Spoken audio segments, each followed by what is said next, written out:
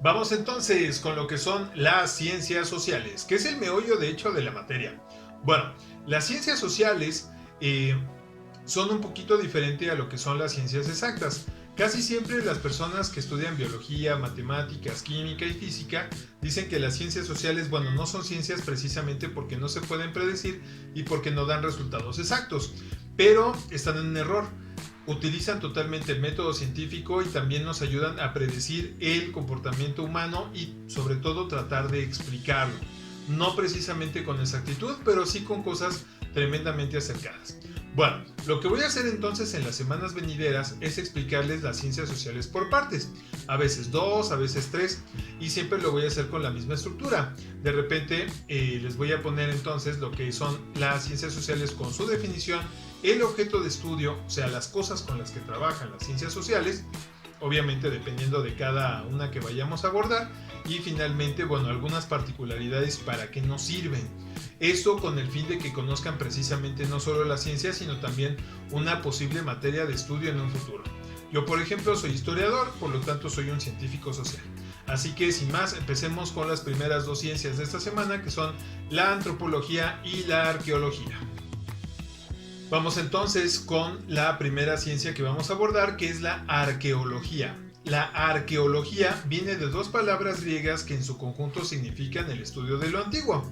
La primera palabra es arqueos, que significa antiguo, y logos, que significa tratado. Sumadas entonces forman la arqueología. Bueno, resulta que la arqueología básicamente lo que hace es desenterrar todos los restos de las sociedades que ya no están con nosotros. Los romanos, los galos, aztecas, los celtas, los vikingos, son sociedades que estuvieron aquí en la Tierra pero que ya no conviven con nosotros. Por lo tanto, para poder encontrar no solo sus asentamientos, sino también las cosas que usaban, entonces recurrimos a la arqueología precisamente para saber dónde buscar. Sobra decir, bueno, que es una ciencia muy importante, primero porque nos remite al pasado y segundo porque no todas las personas estudian arqueología. Nada más pregúntense eso, ¿cómo podríamos saber que una pirámide es una pirámide si no sabemos dónde excavar? Y justamente es lo que hace entonces la arqueología. Como ya les decía entonces, tenemos a la arqueología, que es la ciencia que estudia y reconstruye los restos de las sociedades desaparecidas en el mundo y conservados a través del tiempo. Como ya les decía también, arqueo significa antiguo y logos tratado. Bueno, resulta que el objeto de estudio de la arqueología son todos los restos humanos de las sociedades desaparecidas. No confundir con ciencias como la paleontología, que se dedica a descubrir los restos de animales que ya no están, pero que no convivieron con los seres humanos. Por lo tanto, el objeto de estudio de la arqueología y lo que es la que la hace social son las sociedades desaparecidas. Y bueno, como ciencias auxiliares de la arqueología tenemos la física, la química, las matemáticas, la historia y todo lo que son las ciencias de la tierra, como la minería y la topografía. Porque recuerden que no solamente vamos a rescatar los objetos que se obtengan del suelo, sino también que debemos de saber todos los componentes químicos que tienen, cómo sacarlos precisamente para que no se destruyan, y para eso todas estas ciencias nos ayudan entonces con la arqueología. Aquí les voy a poner un ejemplo muy importante. ¿Cómo sabemos que hay una pirámide debajo de la Tierra? Bueno, así se ve una pirámide generalmente, así que no deben de olvidar algo. Los seres humanos trabajamos con líneas rectas y la naturaleza trabaja con líneas curvas. Traten de no encontrar líneas rectas, prácticamente todos lo son. Todos los libros que tenemos, los marcos de la puerta, el librero, las paredes mismas, es muy difícil que los seres humanos no pensemos con líneas rectas a la hora de construir o hacer algo. Con excepción de algunos utensilios, en realidad nuestro mundo siempre está plagado de líneas rectas. Entonces, cuando un arqueólogo o arqueóloga va a visitar un lugar y entonces quiere saber dónde excavar para poder encontrar una casa, un nicho, una pirámide, bueno, lo único que tiene que observar es el suelo precisamente para ver dónde se forma un alineamiento.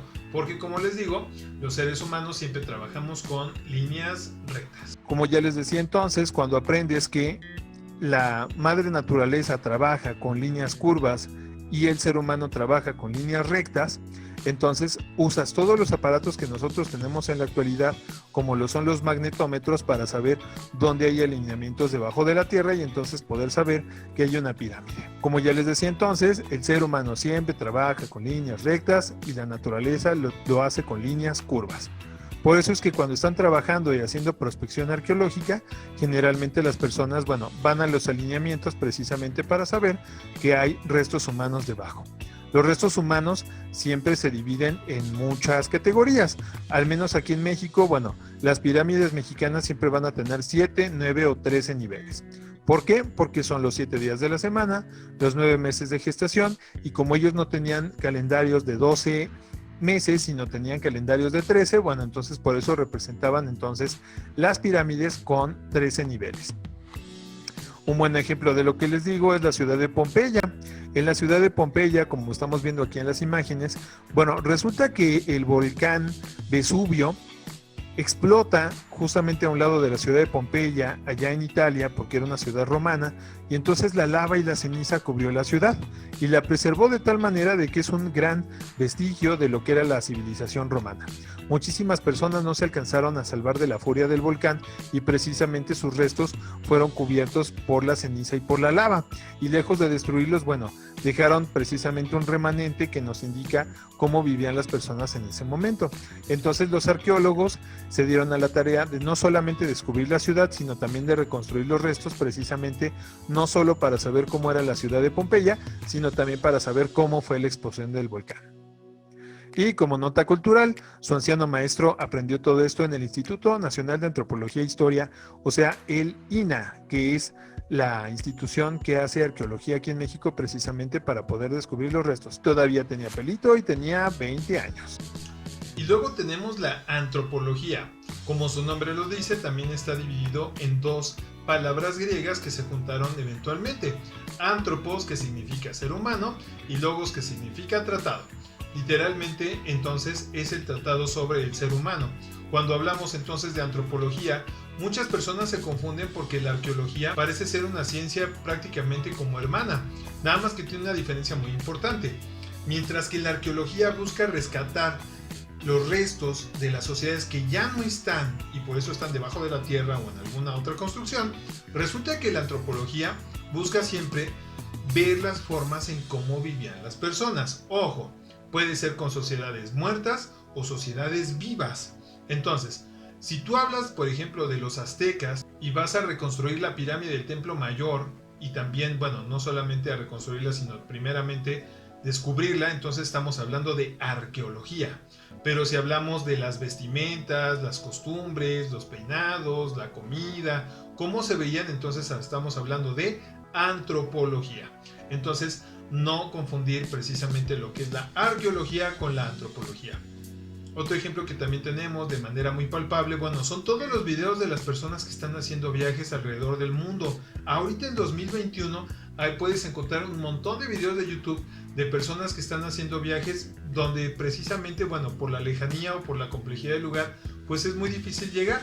Entonces estas personas están sin querer dejando huellas antropológicas precisamente de cómo vivimos ahorita en 2021. Puedes ser desde un pueblito huichol cerca de Jalisco hasta una cultura tremendamente remota en África. Entonces, cuando hablamos de antropología, recuerden, son costumbres, usos, vestimentas y todos nuestros rasgos característicos de sociedades que ya no están, pero también de las sociedades con las que sí convivimos. Entonces, esa es la gran diferencia con la antropología. Como ya les decía entonces, tenemos a la antropología, que es la ciencia que estudia los rasgos físicos, las costumbres, la vestimenta del ser humano en forma viva o muerta. Y aquí esto es muy importante. La antropología busca documentar los modos de vida de cada pueblo. ¿Qué significa documentar? Dejar registro en papel, en video, en audio, en foto. Eso es documentar, tener un documento precisamente que nos pruebe la forma en cómo viven entonces las personas. Y como ya les decía también, la antropología tiene dos palabras, que es antropos, que significa hombre, en este caso para ser más inclusivo, diré ser humano, y logos, tratado.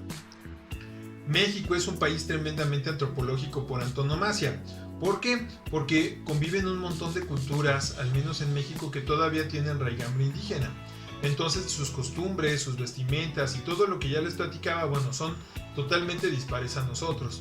Tanto así, que les voy a poner este ejemplo precisamente de cómo la antropología estudia lo que es el mazateco chiflado. El mazateco chiflado, es una lengua indígena que tiene sus orígenes obviamente antes de los españoles Y entonces las personas desarrollaron un sistema de comunicación a larga distancia, no con aparatos electrónicos, porque simplemente, bueno, no tienen acceso a ellos, sino por chiflidos. Entonces, precisamente la antropología nos dice precisamente cómo viven estas personas y cómo desarrollaron ese lenguaje.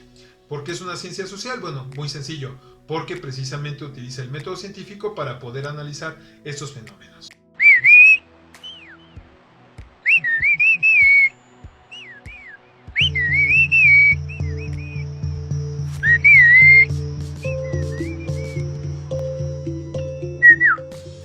Ya. Nihme. Nahma. Niño. El mazateco chiflado nace a través de la necesidad de comunicarnos a grandes distancias. Puede ser de un cerro a otro cerro, pero para chiflar distancias largas la persona tiene que usar otro chiflido. Es como decir, es muy espontáneo para nosotros.